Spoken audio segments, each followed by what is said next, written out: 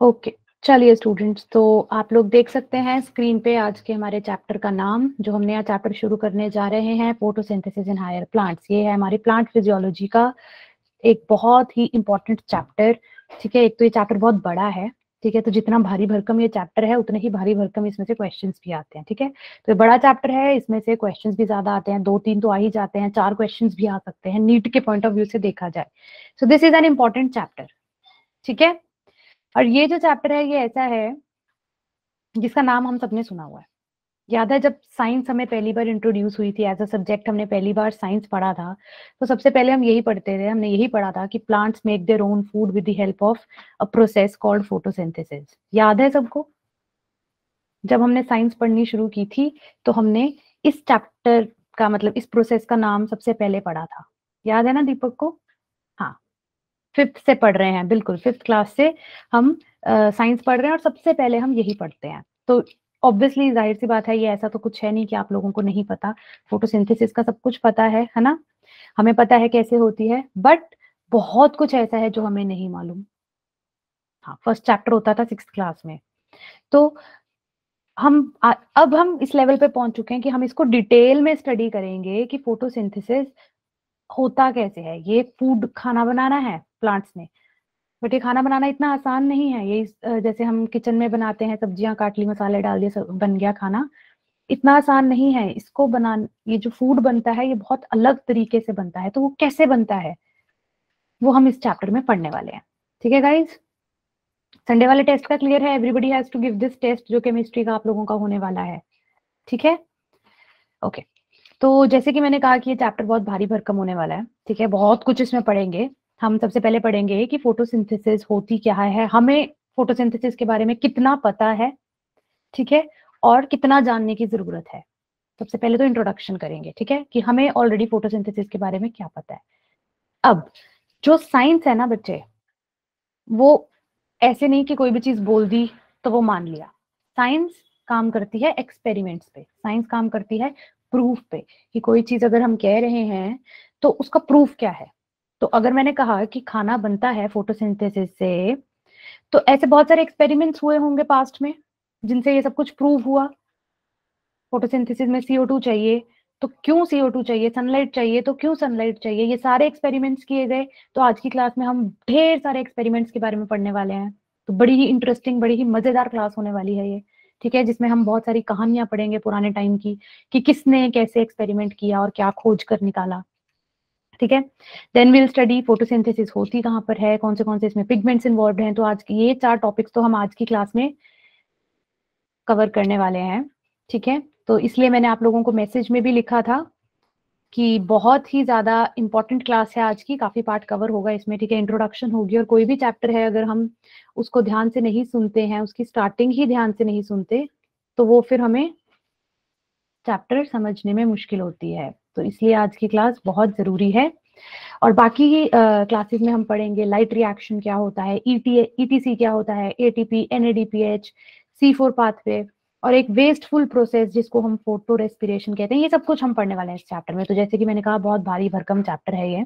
ठीक है, बहुत कुछ पढ़ने को मिलेगा, तो बहुत इंटरेस्ट से पढ़ना पड़ेगा। ठीक है, चैप्टर में इंटरेस्ट बनाना पड़ेगा। ये ऐसे नहीं है सेल साइकिल जैसा चैप्टर नहीं है, थोड़ा सा इसमें आपको कॉन्सेंट्रेट करना पड़ेगा। ठीक है, जितना पॉसिबल हो सकेगा मैं आप लोगों को कहानियों की फॉर्म में समझा दूंगी, बट जो चीजें कंसेप्ट सुनने वाली हैं, समझने वाली हैं, तो वो आपको सुनना पड़ेगा। ठीक है, चलिए।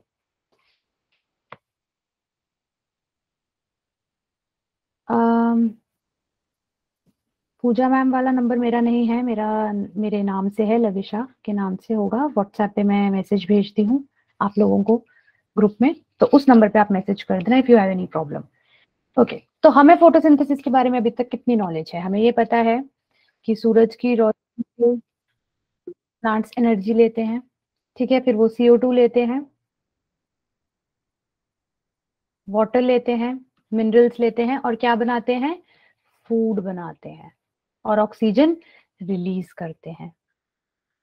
ठीक है, तो ये सब हमें पता है ना, मोटा मोटा हमें इस चीज की नॉलेज है। और हमें ये भी पता है कि फोटोसिंथेसिस के नाम में ही, फोटो प्लस सिंथेसिस, इसके नाम से ही क्या पता लग रहा है हमें? फोटो का मतलब क्या होता है? लाइट। ये वो फोटो नहीं है जो हम खींचते हैं कैमरे में, ये है लाइट एनर्जी वाली, ठीक है। और सिंथेसिस का मतलब है फॉर्मेशन। तो यहाँ पर फॉर्मेशन किसकी हो रही है? फूड की फॉर्मेशन हो रही है, पुटिंग टुगेदर, बिल्कुल, बहुत सारी चीजों को इकट्ठा करके हम खाना बना रहे हैं, ठीक है। किसकी मदद से? लाइट एनर्जी की मदद से। तो फोटोसिंथेसिस तो ये हुआ। अब ये जो फोटोसिंथेसिस प्रोसेस है, ये एक फिजिको केमिकल प्रोसेस है। अब इसका क्या मतलब है? फिजिको केमिकल प्रोसेस क्यों कहते हैं? क्योंकि ये जो प्रोसेस है, इसमें फिजिकल चेंज इन्वॉल्व है और केमिकल चेंज इन्वॉल्व है। अब फिजिकल चेंज क्या है? आप लोगों को पता है कि what is this source of energy? Physical source of energy क्या है इस प्रोसेस के लिए? इट इज सन, सनलाइट, है ना? बिल्कुल अंकित, वेरी गुड पंकज। तो ये sunlight is getting converted into chemicals, into chemical energy. Hi Rakshpal, seeing you after so long. Last class में नहीं आया आप, ठीक है। तो ये एक फिजिकल चेंज हो रहा है, लाइट एनर्जी केमिकल एनर्जी में चेंज हो रही है, और मोर ओवर इसमें स्टेट भी चेंज हो रहा है, फिजिकल स्टेट भी चेंज हो रहा है। जैसे कि हम क्या यूज करते हैं? हम CO2 वाटर लेते हैं, CO2 गैशियस फॉर्म में होता है, वाटर लिक्विड फॉर्म में होता है, ठीक है। तो बनता क्या है? ग्लूकोज बनता है, जो कि एक्वस फॉर्म में, एक सैप की फॉर्म में होता है, पानी में मिक्स्ड होता है, एक्वस फॉर्म में होता है। तो एक फिजिकल चेंज हो गई, ये तो फिजिकल चेंज हो गई। और दूसरा है केमिकल चेंज। अब केमिकल चेंज क्या है इसमें? क्योंकि इसमें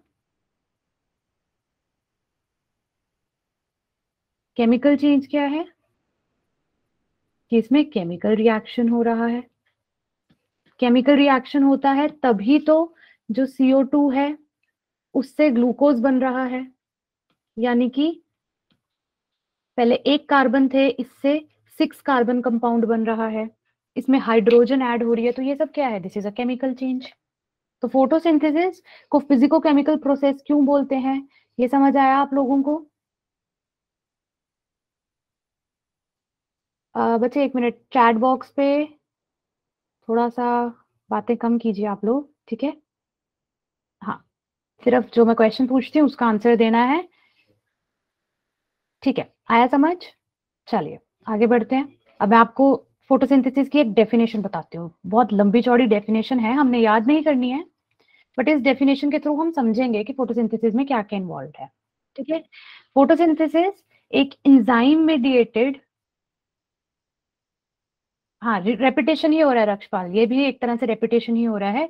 photosynthesis is enzyme mediated anabolic process of manufacture of carbohydrate inside the chlorophyll containing cells from CO2 and hydrogen donor like H2O और H2S with the help of sunlight। अब आप कहेंगे कि मैम इतनी मुश्किल डेफिनेशन, हमें ये याद नहीं करनी है। अब मैं इस डेफिनेशन को तोड़ के समझाती हूँ। सबसे पहला पॉइंट हमने क्या पढ़ा?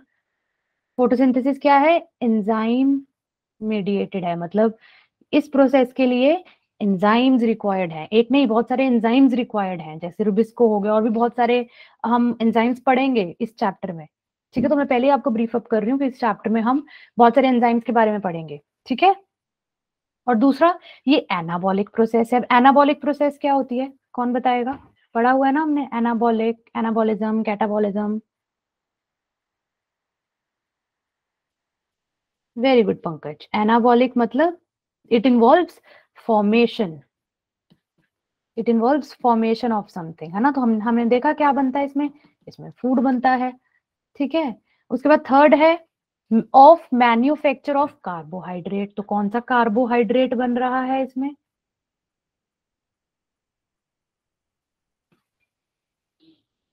हाँ जी तरुण जी, बिल्कुल, ये चैप्टर 13 है, आप लेट ज्वाइन किया आपने।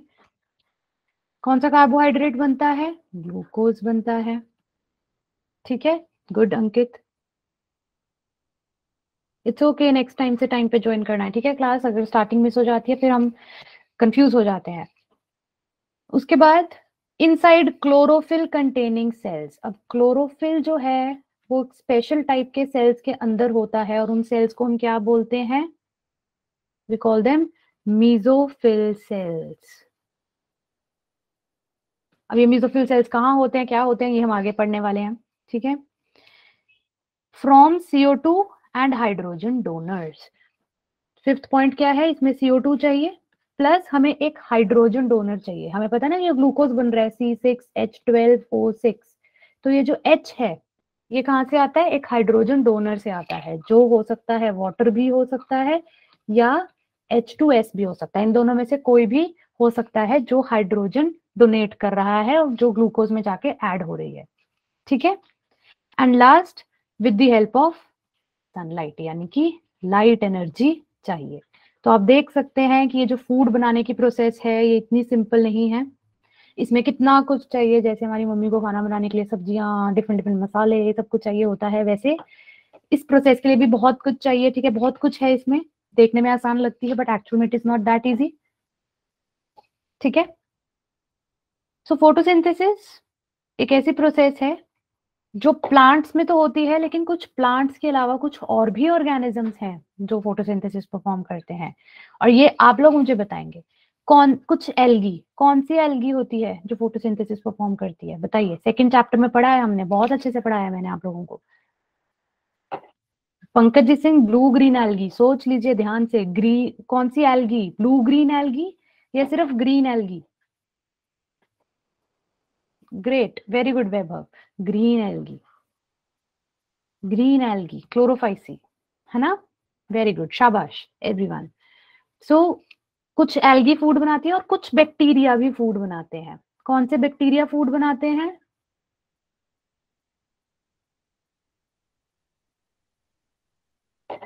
कौन से बैक्टीरिया फूड बनाते हैं?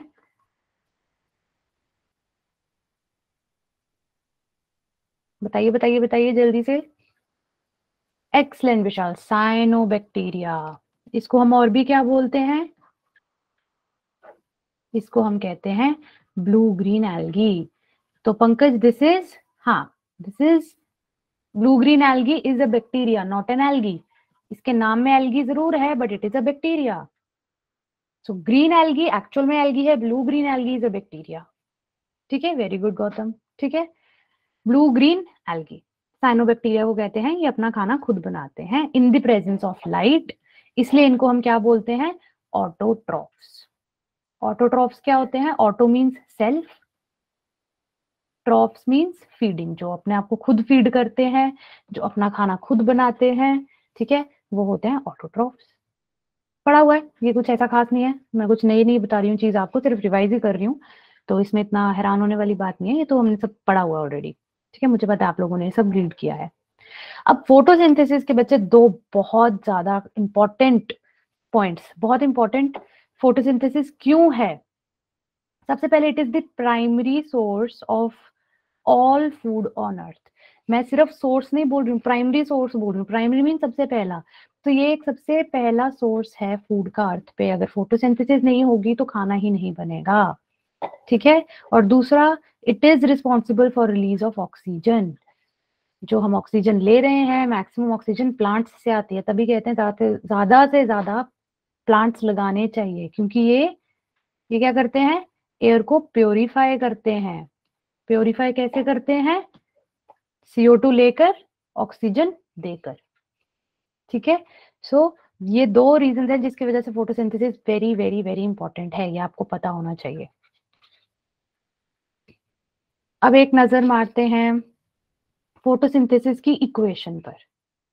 तो हमें पता है कार्बन डाइऑक्साइड चाहिए, वाटर चाहिए, लाइट चाहिए, क्लोरोफिल चाहिए। इन चारों की प्रेजेंस में क्या बनता है?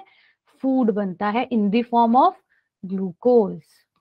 देख रहे हैं आप लोग, C6H12O6 ग्लूकोज की फॉर्म में, और रिलीज क्या होती है? ऑक्सीजन। इसमें CO2 यूज हो रही है और ऑक्सीजन रिलीज हो रही है। तो बच्चे, अगर मैं आपको कह रही हूं कि वी नीड फोटोसिंथेसिस के लिए सनलाइट चाहिए, CO2 चाहिए, क्लोरोफिल चाहिए, वाटर चाहिए, ठीक है, तो इसका कुछ प्रूफ होगा, ऐसी तो नहीं है बातें बनाई हुई है। आप लोग कहेंगे कि इसका प्रूफ लाओ, साबित करो कि ये चीजें चाहिए, साबित करो कि ऑक्सीजन रिलीज होती है। तो इसीलिए हम पढ़ने जा रहे हैं कुछ खास एक्सपेरिमेंट्स जो कुछ साइंटिस्ट ने किए, ये प्रूव करने के लिए कि ये सब कुछ फोटोसिंथेसिस में चाहिए। ठीक है, तो देखते हैं, एक नजर मारते हैं एक्सपेरिमेंट्स पे। सबसे पहले तो क्लास 10th के एक्सपेरिमेंट्स करते हैं। आप लोगों ने ये क्लास 10th लाइफ प्रोसेसेस में ये एक्सपेरिमेंट्स किए हुए हैं कि नहीं? डायग्राम देख के किसी को याद आ रहा है कुछ कि we have already studied these? Vaibhav को याद आ गया? ठीक है, हाँ। तो सबसे पहला एक्सपेरिमेंट करते हैं टू प्रूव कि सनलाइट जो है वो फोटोसिंथेसिस के लिए चाहिए। आइए तो फर्स्ट डायग्राम पे जरा जूम करते हैं और ध्यान देते हैं। फर्स्ट डायग्राम को देखो। तो इसमें क्या किया, सबसे पहले डी स्टार्च्ड प्लांट लिया। देखो, हमने फोटोसिंथेसिस प्रूव करनी है, तो हमने प्रूव करना है कि खाना प्लांट में बन रहा है कि नहीं। तो पहले से जो खाना ऑलरेडी बना हुआ है वो सारा हमने निकाल देना है। तो हमने प्लांट को डी स्टार्च कर लिया। ठीक है, पहले हमने प्लांट लिया डी स्टार्च्ड, ताकि हम देख सकें कि नया खाना बन रहा है या नहीं। फिर उसके बाद हमने एक लीफ पे एक ब्लैक पेपर की स्ट्रिप लगा दी। ठीक है, लीफ को ढक दिया और फिर हमने इसको थोड़ी देर रख दिया सनलाइट में। सनलाइट में रखने के बाद हमने क्या किया इसके साथ, हमने किया आयोडीन टेस्ट। अब आयोडीन टेस्ट आपको पता है क्या होता है, लीफ को डिप किया आयोडीन में। तो इसका प्रिंसिपल क्या होता है कि जो आयोडीन है, अगर प्लांट में स्टार्च बनता है, आपको पता है ना, food is stored in the form of starch. तो अगर ये स्टार्च बना तो कौन सा कलर आता है? Iodine on reaction with starch कौन सा कलर देती है? It gives blue black colour.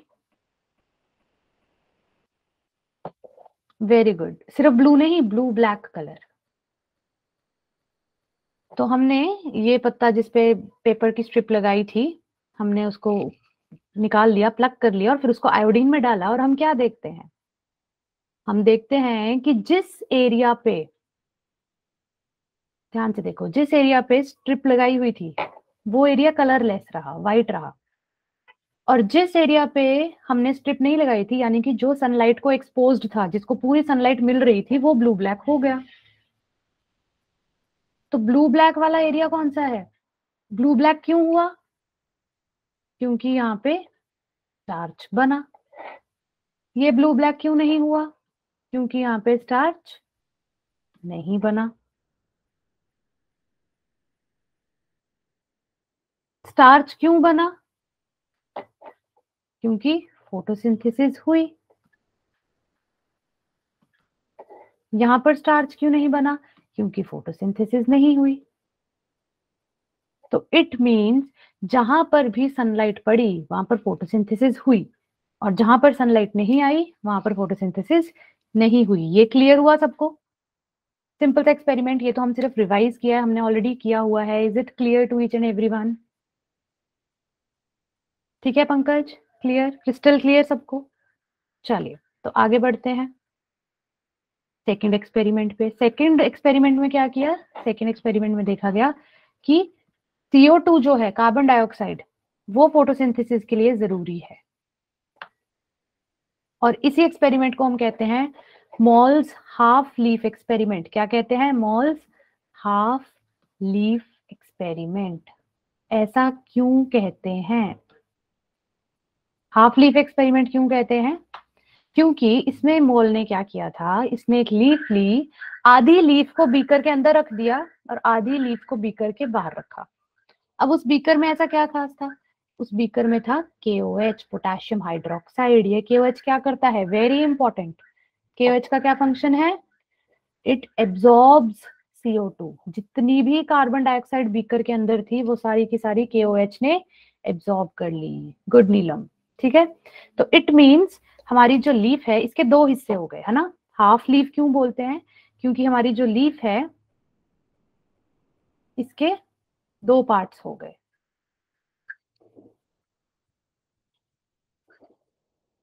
आधा हाफ जो था वो बीकर के अंदर है, इनसाइड द बीकर है और आधा पार्ट जो है it is outside the beaker.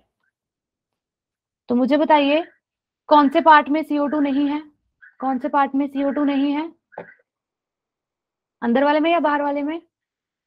Inner part में। Very good Pankaj. तो inside there is no CO2 and outside CO2 is present. फिर इसका किया वही आयोडीन टेस्ट किया इस लीफ का। जब आयोडीन टेस्ट किया तो क्या देखा कि ये जो लीफ बाहर थी, जो हिस्सा बाहर था, इसने ब्लू ब्लैक कलर दिया और ये जो था इसमें it was colourless, there was no change. तो अब इससे क्या प्रूव होता है? इससे क्या प्रूव होता है? इससे ये प्रूव होता है कि जब CO2 मिलती है तो फोटोसिंथेसिस होती है। बड़ा सिंपल रिएक्शन है। इससे प्रूव होता है कि CO2 नहीं थी तो फोटोसिंथेसिस भी नहीं थी। बड़ा सिंपल रिएक्शन है। इसमें कुछ एक्सपेरिमेंट में कुछ ना समझ आया हो? हाफ लीफ एक्सपेरिमेंट, आधा लीफ बीकर के अंदर आधा लीफ बाहर, आधे लीफ को CO2 मिला, आधे लीफ को CO2 नहीं मिला। ठीक है,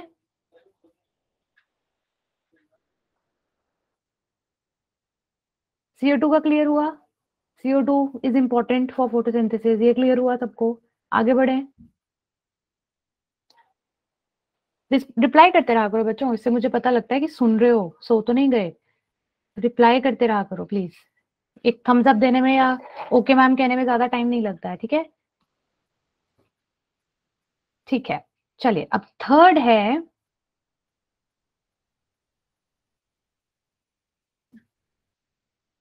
थर्ड था क्लोरोफिल। हाँ निखिल ने इतने थम्स अप दे दिए। ठीक है, चलिए अब देखते हैं chlorophyll.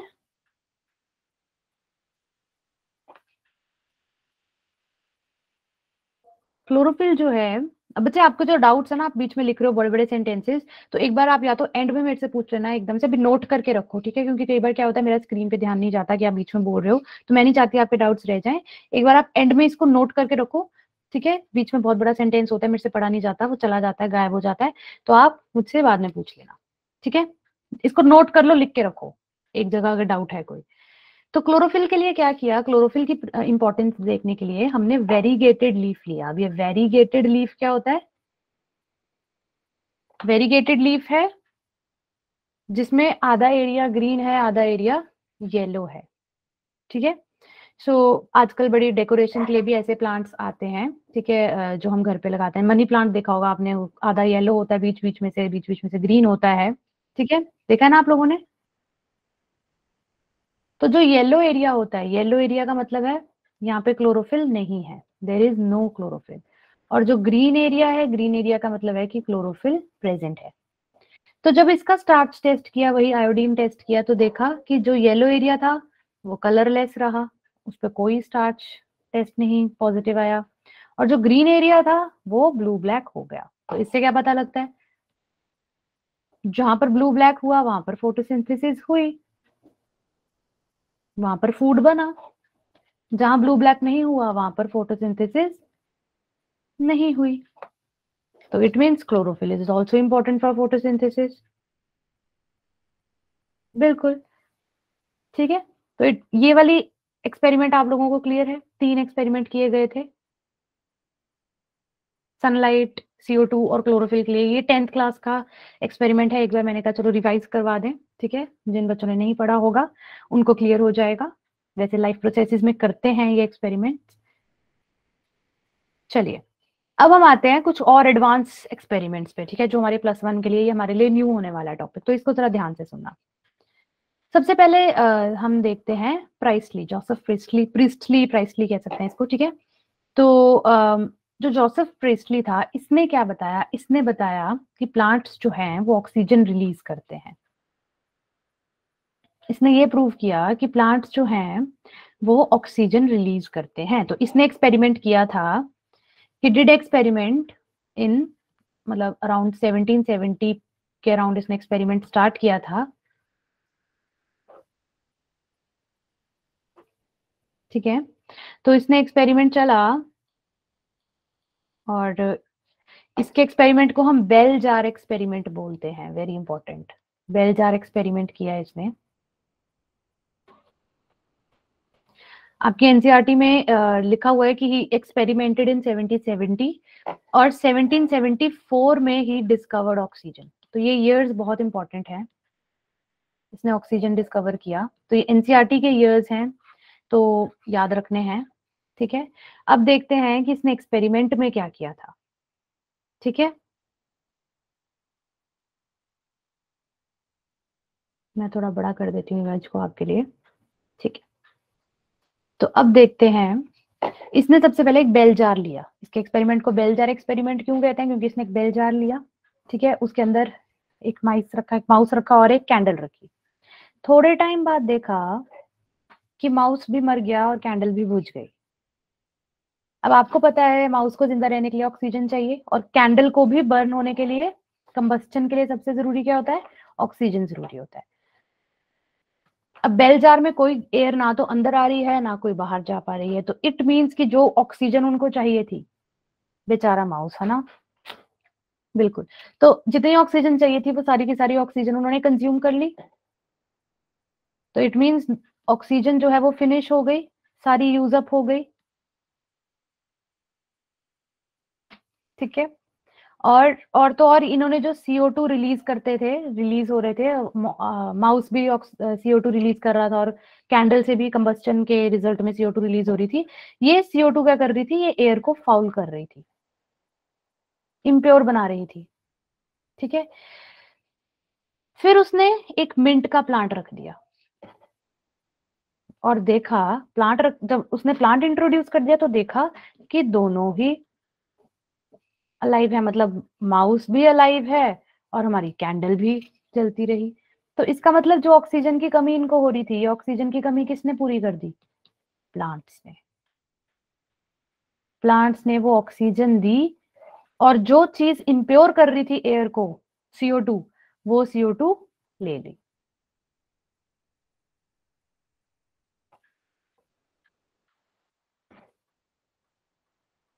So they take in CO2 and release oxygen. तो इस एक्सपेरिमेंट से प्रेस्टली ने ये बताया कि ऑक्सीजन जो है वो प्लांट्स से रिलीज होती है इन द ईयर 1774। बड़ा इंपॉर्टेंट ईयर है, एनसीईआरटी में मेंशन्ड है, तो पढ़ना पड़ेगा, याद करना पड़ेगा। ओके, अब आते हैं अपने सेकंड साइंटिस्ट पे, जिसका नाम है engine house. Jain engine house ने क्या किया? इसने सनलाइट की, प्लांट्स ऑक्सीजन देते हैं ये किसी को नहीं पता था, सनलाइट की इंपॉर्टेंस बताई। ठीक है, तो सबसे पहले तो इसने क्या किया? इसने प्रीस्टली का एक्सपेरिमेंट रिपीट किया। ठीक है, तो सबसे पहले तो इसने ही रिपीटेड प्रीस्टली का ही एक्सपेरिमेंट इसने रिपीट किया। तो उसमें उसने क्या किया? 2 बेल जार्स लिए, इस तरह से 2 बेल जार्स लिए, एक दोनों में एक एक प्लांट रखा,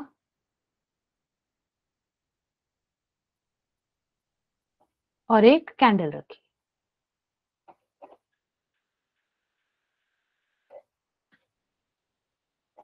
अब डिफरेंस क्या था? एक बेल जार इसने ब्राइट लाइट कंडीशंस में रखा, एक को इसने लाइट कंडीशन में रखा, और एक को उसने डार्क में रखा।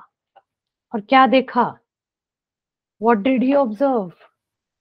ही ऑब्जर्व्ड कि जिस बेल जार को हमने लाइट में रखा था उसमें प्लांट भी जिंदा रहा और कैंडल भी जिंदा रही, बोथ वर अलाइव। और जब हमने डार्क में रख दिया था तो प्लांट भी मुरझा गया थोड़े टाइम बाद, और कैंडल भी बुझ गई, दोनों ही डाई कर गए। तो इससे पता लगता है कि इवन प्लांट प्रेजेंट था, ठीक है, वो ऑक्सीजन दे रहा था, कैंडल जल रही थी, लेकिन अगर प्लांट को लाइट नहीं मिलेगी तो ऑक्सीजन वो रिलीज नहीं करेगा, तो कैंडल बुझ जाएगी। तो इससे पता लगता है कि जो सनलाइट है वो ऑक्सीजन रिलीज करने के लिए इंपॉर्टेंट है। फिर उसने अपना खुद का एक्सपेरिमेंट किया। उसने जो एक्सपेरिमेंट किया, उसने एक्सपेरिमेंट किया एक्वेटिक प्लांट पर। वेरी इंपॉर्टेंट, ये ध्यान रखना है, एक्वेटिक प्लांट पर उसने किया। कौन सा एक्वेटिक प्लांट लिया था? हाइड्रिला। हाइड्रिला एक्वेटिक प्लांट पर इसने एक्सपेरिमेंट किया और उसने देखा, उसने एक एक्वेटिक प्लांट को मतलब पानी के जार में रखा, एक को उसने डार्क कंडीशन में रखा और एक को वही ब्राइट लाइट कंडीशंस में रखा।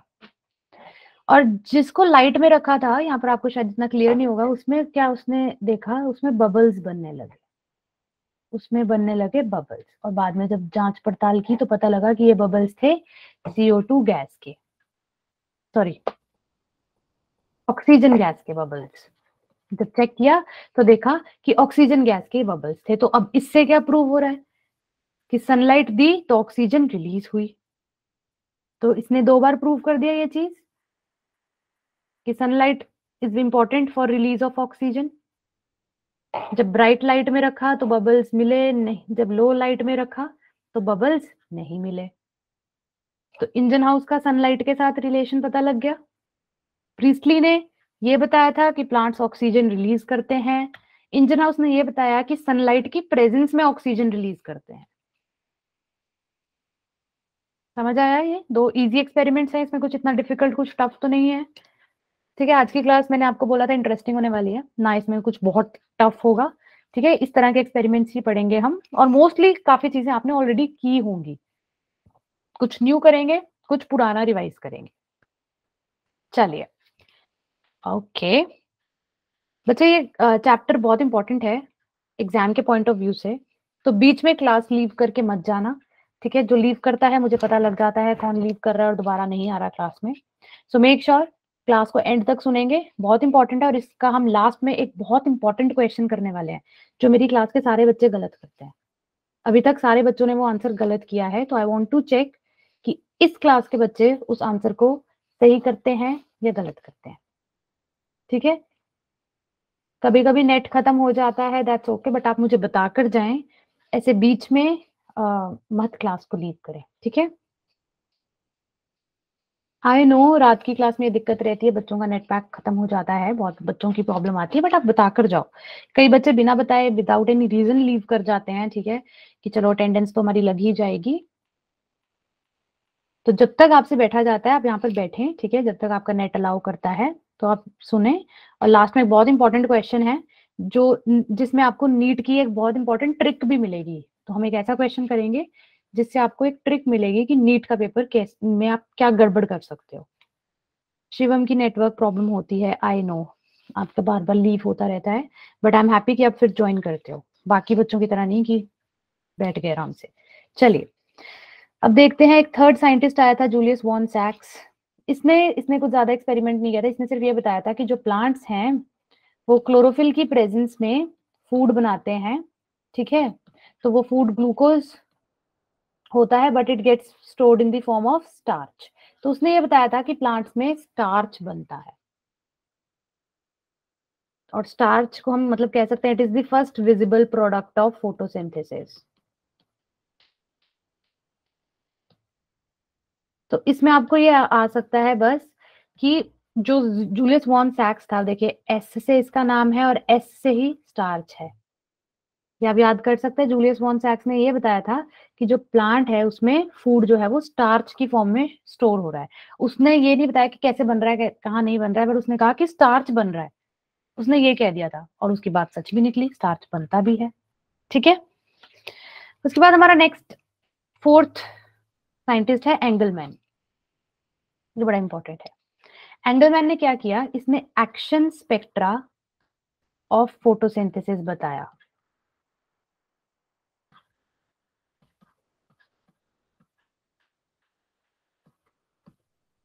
एक्शन स्पेक्ट्रा का क्या मतलब है, पहले आपको पता है कि हमारी जो व्हाइट लाइट है, white light is made up of what. जो व्हाइट लाइट है अगर हम इसको स्प्लिट करते हैं तो it is made up of 7 colours. VIBGYOR 7 colours, बिल्कुल निखिल, ठीक है, गुड शिवम। तो उसने देखा कि चलो व्हाइट लाइट जब प्लांट्स पर पड़ती है तब फोटोसिंथेसिस होती है। व्हाट इफ अगर मैं ये अकेली अकेली रेडिएशंस, अकेली अकेली लाइट, कलर की लाइट प्लांट पर डालूं और फिर देखूं कि फोटोसिंथेसिस किस में ज्यादा हो रही है, किस रेडिएशन में कम हो रही है, सब में बराबर हो रही है। तो इसने बेसिकली ये चेक किया, स्पेक्ट्रा का मतलब समझ गए, स्पेक्ट्रा मीन्स 7 कलर्स। तो उसने देखा कि 7 कलर्स को अगर मैं अलग अलग प्लांट पर डालता हूँ, अलग अलग लाइट फॉल करेगी, तो क्या फोटोसिंथेसिस बराबर होगी हर रेडिएशन में।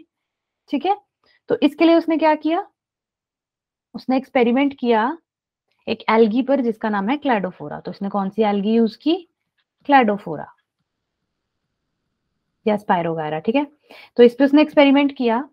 तो उसने सबसे पहले प्रिज्म लिया, प्रिज्म में से व्हाइट लाइट पास की, और आपने देखा जब प्रिज्म में से लाइट पास होती है तो it gets split into 7 colours. ठीक है, विबग्योर।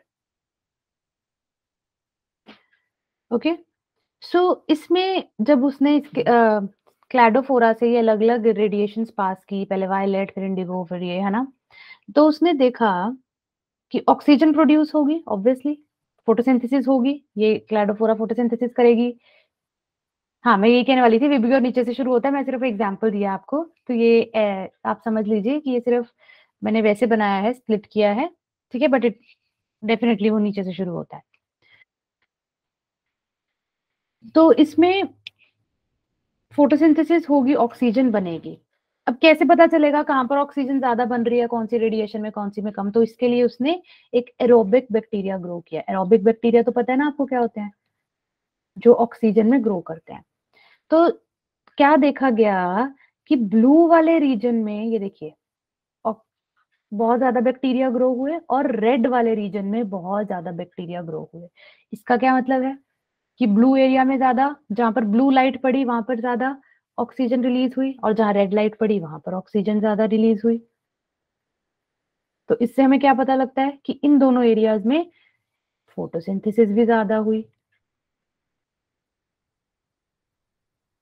समझ आया, जब एरोबिक बैक्टीरिया ग्रो किए तो पता लगा कि ब्लू और रेड वाले एरिया में ज्यादा बैक्टीरिया ग्रो हुए, मतलब वहां पे ज्यादा ऑक्सीजन थी, मतलब वहां पे ज्यादा फोटोसिंथेसिस हुई। ठीक है, ये सिर्फ मैंने आपको वैसे एग्जांपल में विबग्योर लिखा है, बट हाँ आपने पढ़ा है 10th 9th 10th क्लास में कि विबग्योर नीचे से शुरू होता है। ये सिर्फ समझाने के लिए है कि अलग अलग 7 रेडिएशंस पास की गई, अलग अलग कलर की। तो क्या कंक्लूड हुआ इसमें कि ब्लू एंड रेड लाइट जो है, ब्लू एंड रेड रीजन में मैक्सिमम फोटोसिंथेसिस होती है। और ये भी देखा गया कि ग्रीन लाइट जहां पर थी पास की, वहां पर मिनिमम फोटोसिंथेसिस हुई, ग्रीन रीजन में। तो एंगलमैन का एक्सपेरिमेंट काफी इंपॉर्टेंट है, इसने एक्शन स्पेक्टर ऑफ फोटोसिंथेसिस पढ़ा। ये क्लियर हुआ सबको।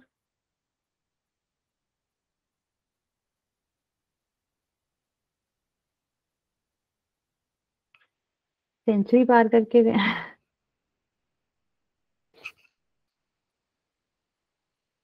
चलिए उसके बाद आते हैं हम अपने 5th साइंटिस्ट पे, जिसका नाम था सीवी नील। अब देखिए, अगर हम ध्यान से फोटोसिंथेसिस की इक्वेशन देखें तो CO2 प्लस वाटर से ग्लूकोज बनता है, और क्या बनता है, ऑक्सीजन गैस बनती है, प्लस एक और वाटर बनता है। आप लोगों के लिए मैं एक इक्वेशन वही दोबारा पेश करती हूँ।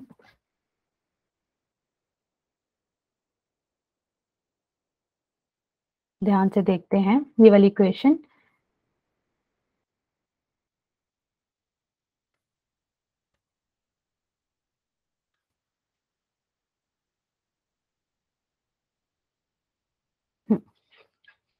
इस इक्वेशन में क्या हो रहा है, CO2 और वाटर, दो चीजें चाहिए। अब देखो, ऑक्सीजन CO2 में भी है, ऑक्सीजन वाटर में भी है।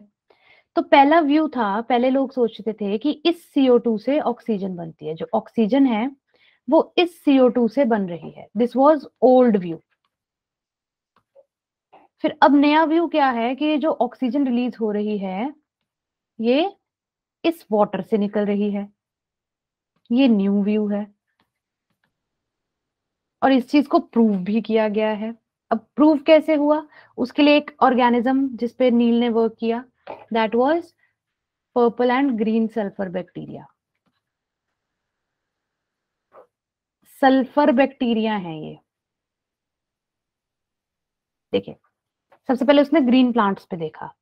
ग्रीन, मैंने आपको क्लास के स्टार्टिंग में बताया था दो तरह के हाइड्रोजन डोनर्स हैं, या H2O या H2S। तो जो ग्रीन प्लांट्स थे, अब ध्यान से देखिए, ग्रीन प्लांट्स पे एक्सपेरिमेंट किया तो उन्होंने CO2 लिया, उन्होंने वाटर लिया, फूड बना, और at the end oxygen gas release हुई, ऑक्सीजन रिलीज हुई। ठीक है, तो अब हमें ये नहीं पता लग रहा कि ये ऑक्सीजन इस CO2 से आई थी या इस वाटर से आई थी। फिर उसने लिए purple and green sulphur bacteria. अब ये जो बैक्टीरिया हैं, ये वाटर की जगह क्या यूज करते हैं, हाइड्रोजन सल्फाइड H2S यूज करते हैं। ठीक है, सेम यहाँ पे CO2 से हाइड्रोजन सल्फाइड रिएक्ट किया, तो देखा कि यहाँ पर कोई ऑक्सीजन रिलीज ही नहीं हुई। No oxygen released in this case, in fact sulphur accumulate होने लग गया। अब CO2 तो यहां भी था ना, CO2 प्लांट्स ने भी लिया, CO2 इस बैक्टीरिया ने भी लिया, तो ऑक्सीजन तो बना नहीं। इसका मतलब डेफिनेटली ये ऑक्सीजन जो बनता है ये CO2 से तो आ नहीं रहा, तो ये किससे आ रहा है, ये वाटर से आता है। ये क्लियर हुआ आपको,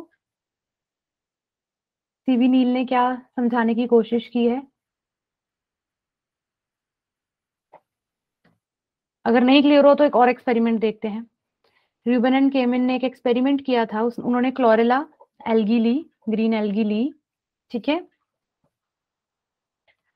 इसमें फोटोसिंथेसिस करवाई, लेकिन इसको ग्रो पता किसमें किया, आपको पता है ऑक्सीजन के दो आइसोटोप्स होते हैं, एक ऑक्सीजन 16 और एक ऑक्सीजन 18। ये दो आइसोटोप्स हैं, जिसमें से ये जो O18 वाला है ये रेडियो एक्टिव होता है।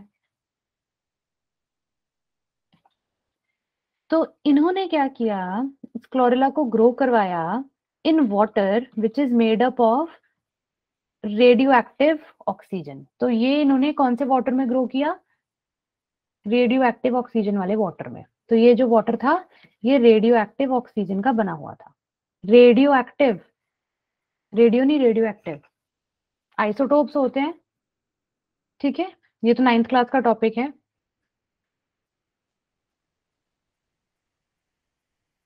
सो उन्होंने देखा कि जो ऑक्सीजन रिलीज हुई ये ऑक्सीजन भी रेडियो एक्टिव थी, रेडियो एक्टिव ऑक्सीजन एलिमेंट्स की बनी हुई थी। तो इससे तो साफ प्रूव हो रहा है कि जो ऑक्सीजन बन रही है वो वाटर से ही बन रही है। बड़ा सिंपल एक्सपेरिमेंट था ये। ठीक है, अब जरा ध्यान से देखिए, इस इक्वेशन में एक फनी बात है, हम 12 वाटर मॉलिक्यूल्स डाल रहे हैं जिसमें से 6 वाटर मॉलिक्यूल्स निकल रहे हैं। अच्छा, व्हाट इज रेडियो एक्टिव पता था बट याद नहीं आ रहा था। ओके, 12 वाटर मॉलिक्यूल्स डाले जिसमें से 6 निकल गए। तो आप लोग सोच सकते हैं फिर हमने 6 क्यों नहीं डाले, 6 तो एज इट इज ही बाहर आ गए ना। तो वाई डेंट वी, मतलब हम नहीं, मतलब प्लांट ने 6 ही मॉलिक्यूल्स वाटर के क्यों नहीं लिए, 12 क्यों लिए, इतना वेस्टेज क्यों किया वाटर का जब 6 रिलीज ही करने थे। सो वाई 12,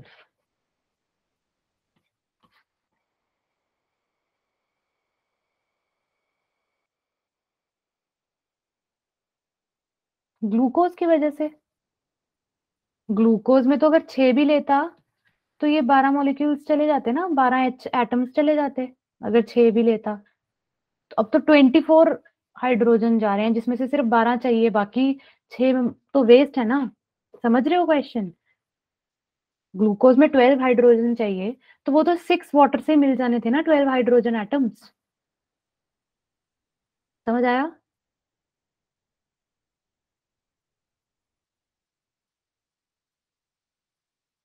तो इसकी वजह से नहीं है, ये है इस ऑक्सीजन की वजह से। अब हमें पता है ये जो ऑक्सीजन है,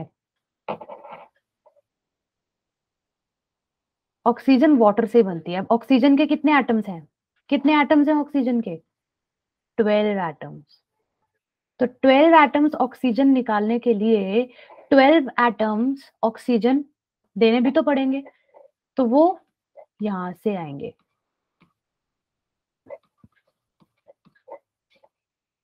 इसलिए 12 मॉलिक्यूल्स ऑफ वाटर लगाए हैं, क्योंकि हमने 12 एटम्स ऑक्सीजन के निकालने हैं इसी वाटर में से। समझ आया कि नहीं? नहीं आया समझ? ओके। हमने इस एक्सपेरिमेंट में क्या प्रूव किया है पंकज? कि जो ऑक्सीजन है वो कहां से निकलती है? वाटर से निकलती है। ठीक है, तो ऑक्सीजन निकल कितनी रही है? 6 मॉलिक्यूल्स निकल रही है। 6 मॉलिक्यूल्स मतलब 12 एटम्स निकल रहे हैं। 12 एटम्स मतलब 12 एटम देने भी पड़ेंगे, तो वो 12 एटम कहां से देने हैं? वाटर के ही तो देने हैं। ठीक है, उस वाटर में से 12 एटम्स ऑक्सीजन के निकल गए, इसलिए 12 एटम वाटर का हमने डाला। क्लियर हुआ? अब इसकी कंक्लूजन करें। कंक्लूजन में बहुत इंपॉर्टेंट है, प्रिस्टली ने क्या एक्सपेरिमेंट किया? इसने डिस्कवर किया ऑक्सीजन। आप बताइए, जल्दी से सभी पार्टिसिपेट करेंगे। और एक्सपेरिमेंट का नाम क्या था? इसके एक्सपेरिमेंट का नाम क्या था? Bell jar experiment. Very important. Engine house ने क्या बताया था? इंजन हाउस ने सनलाइट की इंपॉर्टेंस बताई थी। और किस पे एक्सपेरिमेंट किया था? किस पे एक्सपेरिमेंट किया था? Aquatic plant, hydrilla. Very good Pankaj, aquatic plant पे। जूलियस वॉन सैक्स ने क्या बताया था?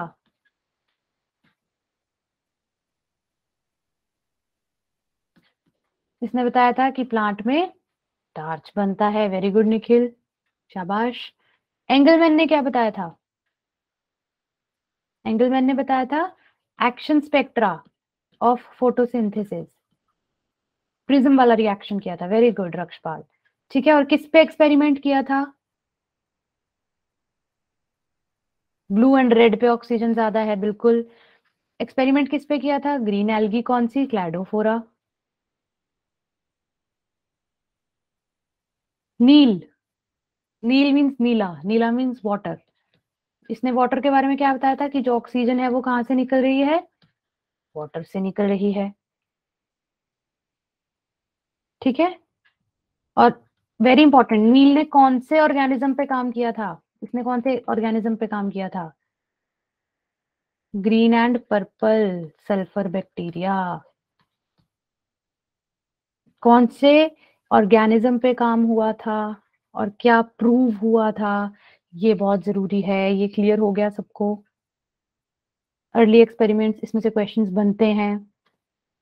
ठीक है, अब जल्दी से, ये ब्रेन मैप आप लोगों के लिए है, इसको आप रीड कर लेना। रिवीजन करनी होगी जब, ठीक है, समझने के लिए तो पिछला टॉपिक ही देखोगे, रिवीजन करने के लिए आप ये देख सकते हैं।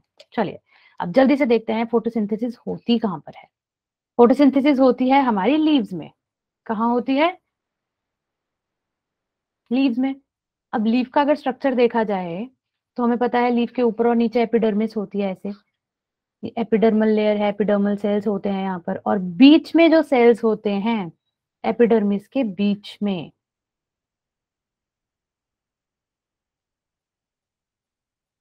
ये जो रीजन है, यहाँ पर कौन से सेल्स होते हैं? इनको हम बोलते हैं मीजोफिल सेल्स। बिल्कुल, ये है हमारे मीजोफिल सेल्स।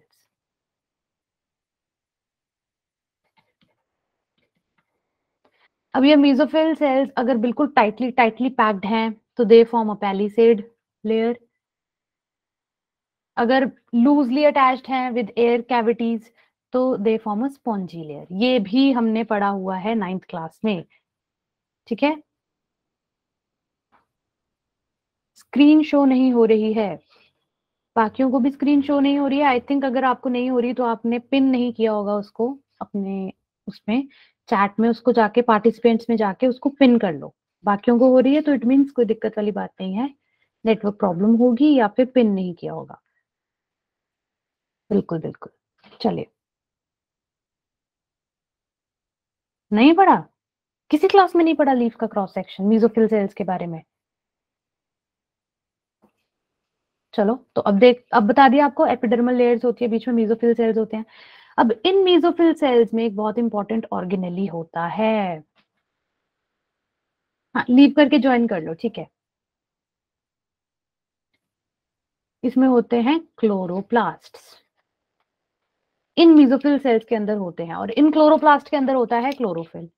ठीक है, तो अब जरा सा क्लोरोप्लास्ट के स्ट्रक्चर पे भी निगाह मार लेते हैं, नजर मार लेते हैं। क्लोरोप्लास्ट, क्लोरोप्लास्ट के बारे में हमें क्या पता है, पहले बताइए, कितनी मेम्ब्रेन्स होती हैं इसमें? Single, double, very good Rakshpal, it has a double membranous structure, it has a double membrane. हाँ, एनसीईआरटी का डायग्राम अलग हो सकता है, मैंने अलग लिया है। और it is a semi autonomous organelle, ये भी पता है। सेमी ऑटोनॉमस क्यों बोलते हैं इसको? क्योंकि इसमें अपना खुद का डीएनए है। बिल्कुल दीपक, उसका खुद का डीएनए है।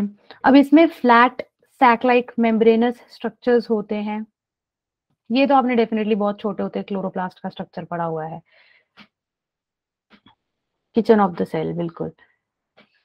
इसको क्या बोलते हैं? थाइलाकॉइड्स। एक्सीलेंट दीपक, ये ऐसे फ्लैट से स्ट्रक्चर होते हैं। ठीक है, इन्हीं थाइलाकॉइड्स को अगर अरेंज कर दिया जाए, जैसे एक प्लेट के ऊपर एक प्लेट हम रखते हैं ऐसे, तो this forms a granum. Single है तो उसे, हाँ, कॉइन शेप्ड भी कह सकते हैं। ठीक है, तो सिंगल है तो इट इज ग्रैनम, अगर प्लूरल है तो हम ग्रैना वर्ड यूज करते हैं प्लूरल के लिए। सपोज एक ये ग्रैनम है, एक ये ग्रैनम है, तो ये हो गए ग्रैना, और इनके बीच में they are connected by a stromal lamellae. ये पार्ट्स हैं, मतलब ये हमारा क्लोरोप्लास्ट ऐसा होता है, इसके ये पार्ट्स होते हैं। ठीक है, और जस्ट लाइक हमारे सेल के अंदर साइटोप्लाज्म होता है, फ्लूइड पार्ट सारा। ठीक है, तो इसकी जो मैट्रिक्स होती है वो क्या होती है? स्ट्रोमा कहते हैं इसको। क्या कहते हैं? स्ट्रोमा। ठीक है, सो ये क्लोरोप्लास्ट का मोटा मोटा स्ट्रक्चर है, जो हमने वैसे पढ़ा हुआ है कि कैसा होता है। ये तो सिर्फ एक रिवीजन थी आप लोगों के लिए। चलिए, इसके अलावा कुछ पिगमेंट्स हैं जिनका बहुत खास रोल रहता है फोटोसिंथेसिस में। क्या रोल है इनका? इनका रोल है लाइट को ट्रैप करना। फोटोसिंथेसिस के लिए सनलाइट चाहिए, बट वो सनलाइट को पकड़ने के लिए, कैच करने के लिए जो चीज प्रेजेंट है वो है ये पिगमेंट्स। ठीक है, और हमें तो सिर्फ ये पता है कि सिर्फ क्लोरोफिल पिगमेंट होता है, बट इसके अलावा क्लोरोफिल भी दो तरह का होता है। मतलब हमने दो तरह का पढ़ना है, इससे तीन का होता है, क्लोरोफिल ए, क्लोरोफिल बी, और कुछ कैरोटिनॉइड्स होते हैं, कुछ xanthophils होते हैं। ठीक है, जो इस प्रोसेस में हमारी हेल्प करते हैं। तो देखा जाए, हम चार मेन पिगमेंट्स के बारे में पढ़ेंगे: chlorophyll a, chlorophyll b, xanthophylls and carotenoids.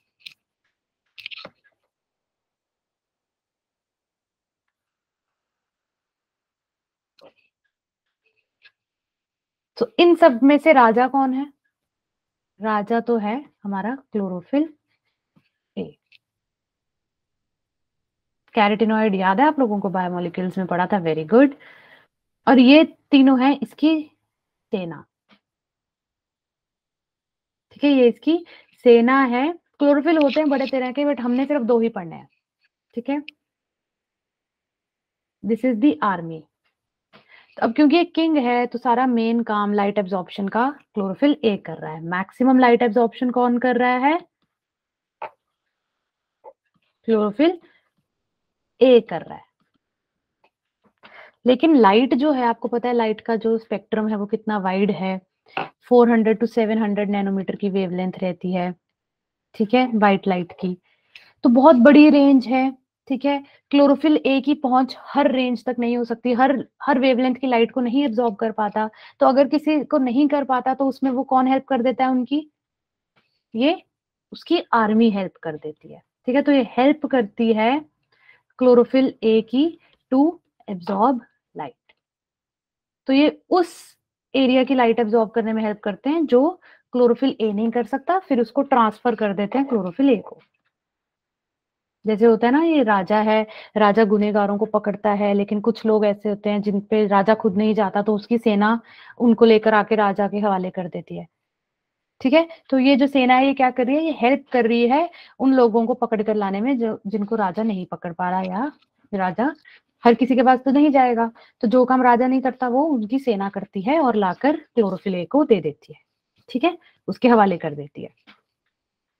और जो उसकी सेना होती है उसका काम सिर्फ यही नहीं होता कि उसकी मदद करनी है राजा की रक्षा करना भी सेना का फर्ज है ना। तो ये जो हमारे बाकी के पिगमेंट्स हैं ये प्रोटेक्ट करते हैं प्लांट्स को, सॉरी क्लोरोफिल ए को, किससे, फ्रॉम फोटो ऑक्सीडेशन। अब ये फोटो ऑक्सीडेशन क्या है कि जब बहुत ज्यादा लाइट पड़ती है तो क्लोरोफिल ए का स्ट्रक्चर ब्रेक हो जाता है, तो दिस इज फोटो ऑक्सीडेशन। तो फोटो ऑक्सीडेशन से प्रोटेक्ट कौन करता है, ये तीनों पिगमेंट्स क्लोरोफिल ए को बचाते हैं।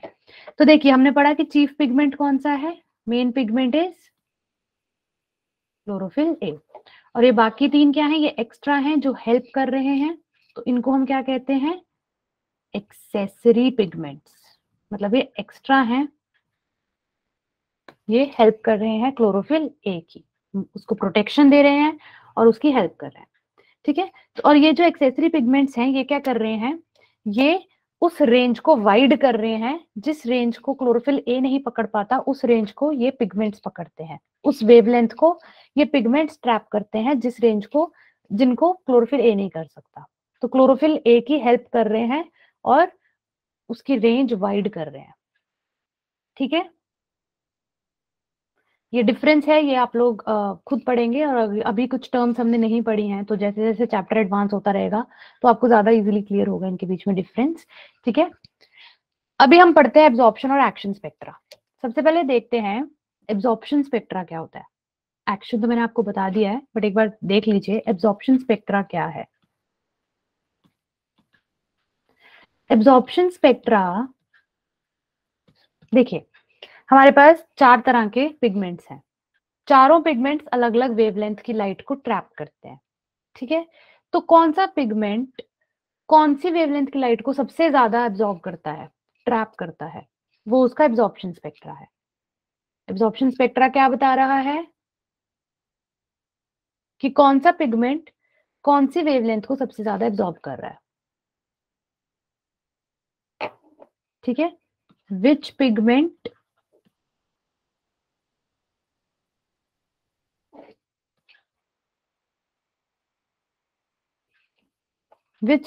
maximally absorbs particular wavelength।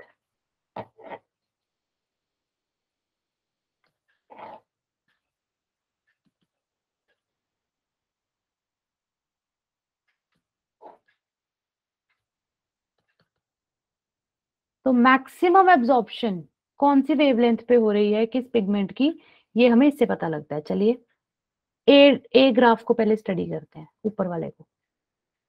अब इसमें पहले येलो वाली लाइन देखो, ये जो येलो वाली लाइन है ये हमारी ए क्लोरोफिल की है, क्लोरोफिल ए। तो क्लोरोफिल ए की सबसे पहली पीक आ रही है यहाँ पर अराउंड 435 नैनोमीटर, तो सबसे ज्यादा एब्जॉर्प्शन यहाँ पे करी, और दूसरी पीक आ रही है यहाँ पर अराउंड 683 नैनोमीटर। तो इसका मतलब एक रेड के एरिया में और एक ब्लू वाले एरिया में, दो जगह क्लोरोफिल ए की सबसे ज्यादा एब्जॉर्प्शन हो रही है। देखा, नोट किया कि क्लोरोफिल ए जो है वो ब्लू एंड रेड एरिया में मैक्सिमम एब्जॉर्प्शन कर रहा है। नोटिस किया सबने कि नहीं? अब जरा ग्रीन लाइन को देखो, क्लोरोफिल बी को देखो, इसकी मैक्सिमम पीक आई अराउंड 453 नैनोमीटर। ये उस वेवलेंथ पे कर रहा है जहां पर क्लोरोफिल ए काम नहीं कर पा रहा। ठीक है, तो जहां पर क्लोरोफिल ए काम नहीं किया वहां पर क्लोरोफिल बी ने लाइट को ट्रैप कर लिया, ठीक है, इस एरिया में।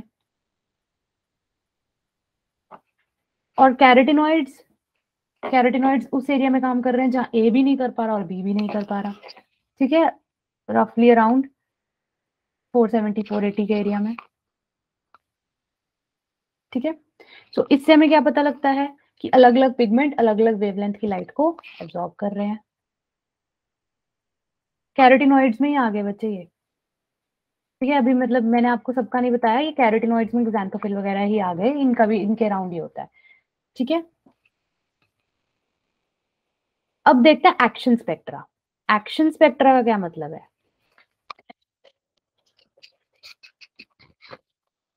चक्कर आ रहा है? किसको देख के चक्कर आ रहा है? ग्राफ को देख के? ये देखने में मुश्किल लग रहा है, ये है नहीं मुश्किल इतना।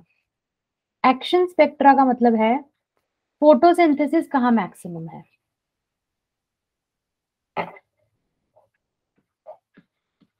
फोटोसिंथेसिस किस वेवलेंथ पे मैक्सिमम हो रही है? कौन सी वेवलेंथ पे मैक्सिमम फोटोसिंथेसिस हो रही है? तो ये भी हम देख सकते हैं, फोटोसिंथेसिस मैक्सिमम एक रेड वाले एरिया में हो रही है, एक ब्लू वाले एरिया में और एक रेड वाले एरिया में। वही जहां पर क्लोरोफिल ए की पीक्स आई थी ऑलमोस्ट वहीं पर फोटोसिंथेसिस की पीक है, ठीक है। तो it means maximum photosynthesis chlorophyll A की वजह से हो रही है। और ग्रीन एरिया में, ग्रीन वाले में लीस्ट फोटोसिंथेसिस हो रही है। ये क्लियर हुआ आप लोगों को? Action absorption spectra. इससे रिलेटेड एक क्वेश्चन दूं आपको, थोड़ा सा ट्रिकी, ऑलरेडी टाइम थोड़ा ऊपर हो चुका है, एक क्वेश्चन करते हैं, बट ये क्वेश्चन बहुत इंपॉर्टेंट है, जो लोग एंड तक, चार्जिंग 4% है तो जल्दी से कर लेते हैं। चलिए इसका आंसर दीजिए चैट बॉक्स में और फिर इसको डिस्कस करते हैं। मेरा रिकॉर्ड रहा है, पिछली क्लासेस के सारे बच्चों ने गलत दिया इसका आंसर, तो आप लोग देखते हैं कौन सही देता है और कौन कितना गलत।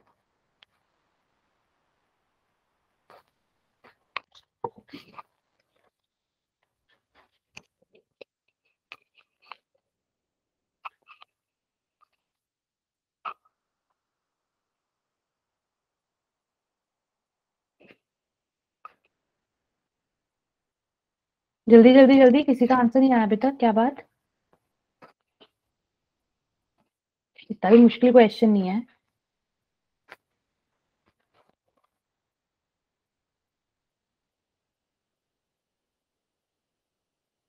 पंकज सिंह सी, ओके, अंकित ऑल्सो सी, ठीक है। बाकी सी, नीलम Singh second, B, okay, Deepak Singh D. अच्छा इतनी वेरिएशन, ओके। मैंने कहा था ना मैक्सिमम बच्चे गलत ही इसका आंसर देंगे, तो ये क्लास भी उसी कैटेगरी में आ गई। अब कोई कह रहा है बी होगा। देखिए आप सबसे बड़ी गलती कर रहे हैं। कौन सी चीज ज़ैंथोफिल और कैरोटीनॉइड के बारे में सही है? एक्सेप्ट। कभी भी एक टिप दे रही हूँ आपको, प्रो टिप, अगर ये वर्ड एक्सेप्ट हो गया, नॉट हो गया, ये वर्ड आ गया ना, इसको सर्कल कर लेना, क्योंकि इस वर्ड ने पूरे सेंटेंस का मतलब उल्टा कर देना है। Which sentence is correct? Except, मतलब हमें करेक्ट नहीं, हमें गलत बताना है। We have to find the wrong statement here. पूरा मतलब उल्टा हो गया इसका। सबसे बड़ी गलती तो आधे बच्चों ने यही की होगी, ठीक है। तो ये दोनों एक्सेसरी पिगमेंट्स हैं। ये गलत स्टेटमेंट है या सही स्टेटमेंट है? ये तो करेक्ट है। There peak absorption is in blue and red region. तो ब्लू और रेड में किसकी ज्यादा थी? देखिए ध्यान से, किसकी ज्यादा थी ब्लू और रेड में? क्लोरोफिल ए की। कैरोटीनॉइड्स की तो बेचारों की कहीं और ही घूम रही है।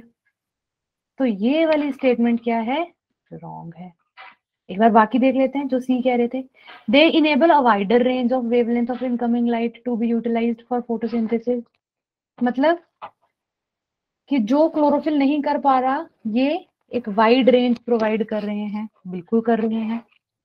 क्लोरोफिल ए जो नहीं कर पा रहा वो ये कर रहे हैं, ये प्रोटेक्ट कर रहे हैं फोटो ऑक्सीडेशन से, ये भी करेक्ट है। तो गलत कौन सी है? बी। तो इसका सही आंसर क्या है? 2। ठीक है, तो कर दी ना सबने गड़बड़ इसमें। तो इस टाइप के क्वेश्चन बड़े ध्यान से देखने हैं, तभी मैंने जानबूझकर क्वेश्चन दिया, जस्ट टू चेक कि आप लोग कितना ध्यान से पढ़ते हैं। ठीक है गाइस, तो ऑलरेडी हमारा टाइम अप हो चुका है, तो हम आज की क्लास में इतना ही करेंगे। आई होप सब कुछ क्लियर आया, सब कुछ समझ रहा, एवरीथिंग वाज गुड। आज काफी एक्स्ट्रा चल गई क्लास हमारी। ठीक है, चलिए तो फिर थैंक यू गाइस।